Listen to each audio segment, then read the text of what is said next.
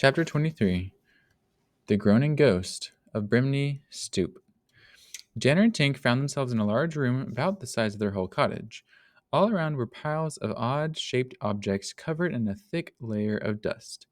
At first, neither of them could tell what the piles consisted of, so Jenner walked to the nearest one, a few feet to the right of the doorway, to get a better look.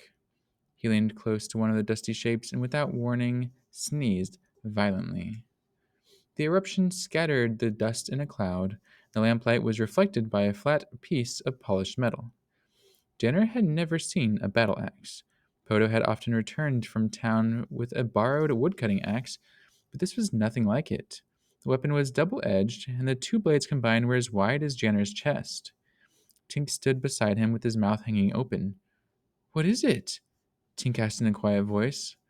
Jenner didn't answer but ran his finger along the shining edge of the blade. Tink blew the dust from another shape beside it, revealing a sword. Rubies and gems glimmered in the hilt, and an inscription in a language neither of them recognized ran the length of the blade. Jenner found another sword, stouter and less ornate, but polished and fine.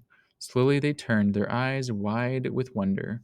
All around them were piles upon piles of swords, axes, shields, and daggers.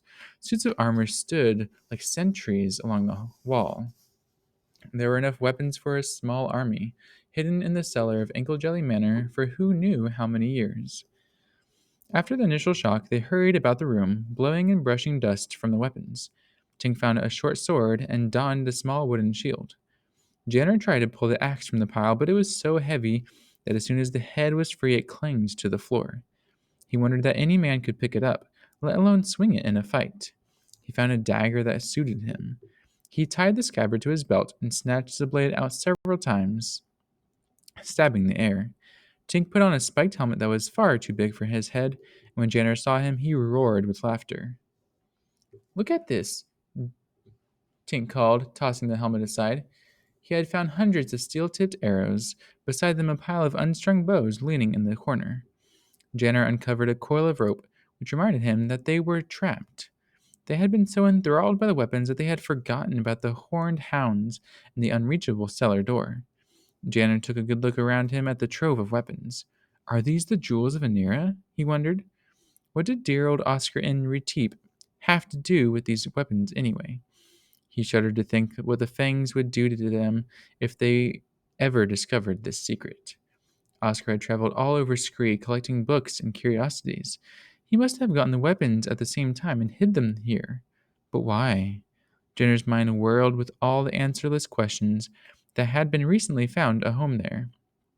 But he would have time to think about all this later. Right now he knew that he and Tink had to get home safely.